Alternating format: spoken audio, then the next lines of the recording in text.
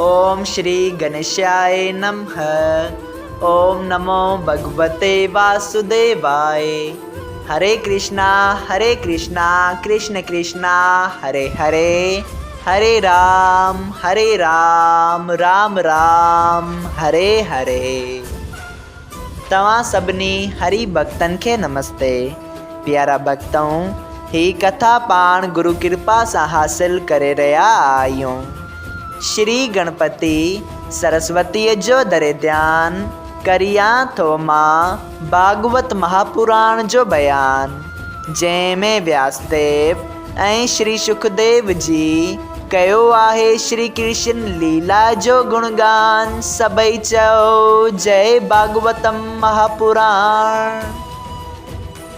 प्यारा भक्तों, कल कथा में पाण श्रीमद् भागवत महापुराण साहिब जे 43 अध्याय जे 3 भाग में ॾिठो त श्री श्याम सुंदर ऐं बलदाऊ जी आखारे में अचनि था ऐं उते वेठल सभई माण्हू उन्हनि खे पंहिंजे पंहिंजे भाव सां ॾिसण लॻा।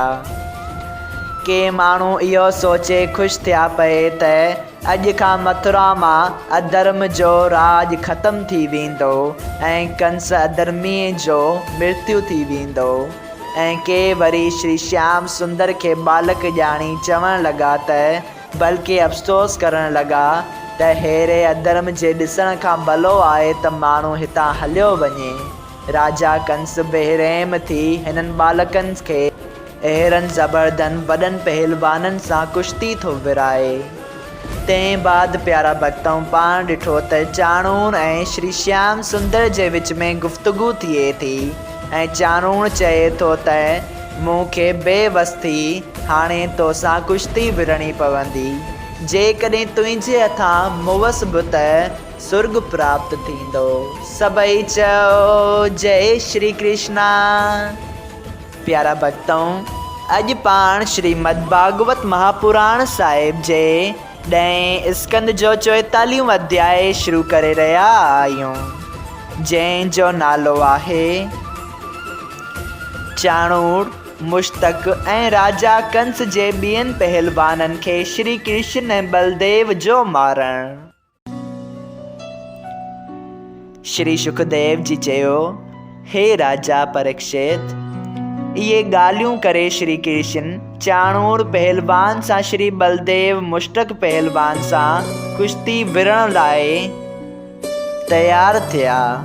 मथुरावासी छोकरनि ऐं जवाननि जी कुश्ती ॾिसी पाण में चयो त असां राजा कंस खे हिन कुश्ती विराइण खां मना कंदासूं त हू अधर्मी असांखे मारे विझंदो ऐं हिते वेहण सां असांजो धर्म नथो रहे।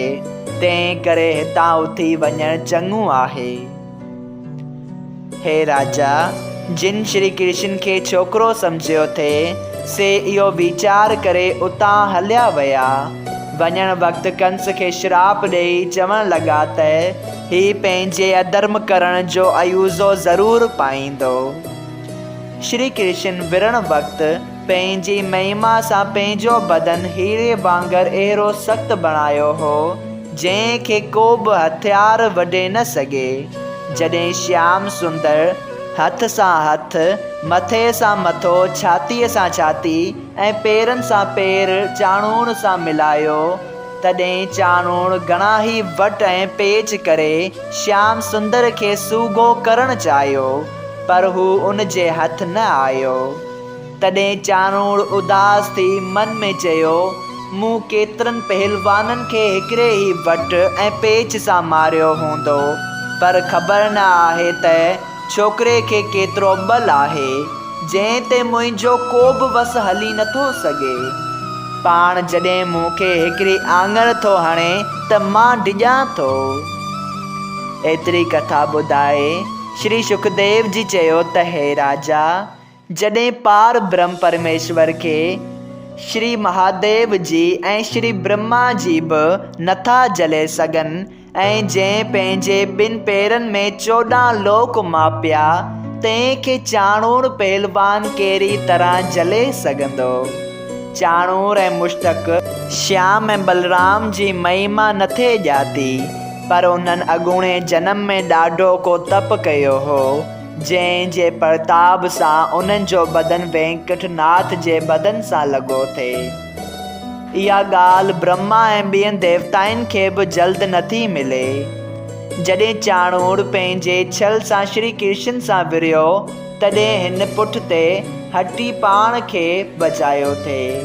तॾहिं चाणूर पोइते हटी हिकिड़े मुख श्याम सुंदर जी छातीअ ते ॾाढी ज़ोर सां हई थिए, पर उन जे बदन ते फूल वांगर बि न लॻी।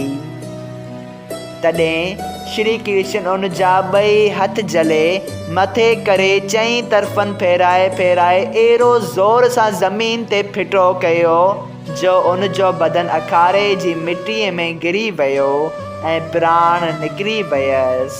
सभई चयो जय श्री कृष्णा। जीअं ॿार माकोरीअ खे मारींदो आहे, तीअं बलराम बि मुश्तक पहलवान खे मारियो। चेतन आत्मा ॿिन्ही पहलवाननि जी वेंकट में पहुती। जॾहिं उन्हनि जे मारिजी वञण खां पोइ शल ऐं तोशल ऐं कोट पहलवान तरारियूं खणी श्री कृष्ण सां विरण वास्ते आया, तॾहिं श्री कृष्ण खॿे पैर जी लत हणी शल ऐं तोशल खे मारियो ऐं बलराम जी खाॿे हथ जी मुख सां कोट पहलवान खे मारियो। उन्हनि पंजनि ई पहलवाननि जे मारिजी वञण खां पोइ बाक़ी पहलवान जेके उन्हनि जा मददगार उते वेठल हुआ, से बि पंहिंजा प्राण बचाए उथी भॻा। ही हाल ॾिसी मथुरा वासी ऐं हरि भक्त ख़ुशि थी श्री श्याम सुंदर ऐं बलराम जी जय जयकार करण लॻा। देवताऊं मथां आकाश मां फुलनि जी वर्खा करण लॻा। उते जा माण्हू चवण लॻा त वॾो बाग़ हिन पृथ्वीअ जो सम्झणु घुरिजे, जिते उन्हनि छोकिरनि जा चरण घुमनि था ऐं ग्वाल ॿालनि जी बराबरी को बि करे नथो सघे, जे हिन सां राति ॾींहुं रही पंहिंजो जनम सफलो कनि था।